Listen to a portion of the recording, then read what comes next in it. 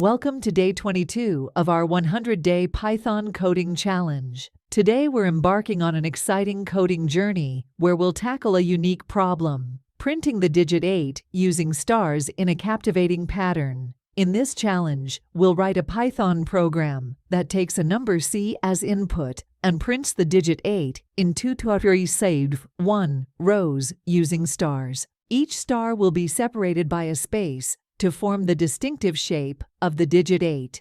Input. The input will be a single line containing an integer representing C output. The output should be 1 rows containing stars as the digit 8 shown in the sample output. Sample input and output are also be given for your reference. Ready to level up your Python skills? Join us as we unravel the mysteries of this fascinating coding challenge together. Make sure to subscribe to our channel and hit the notification bell to receive updates on future coding challenges and tutorials.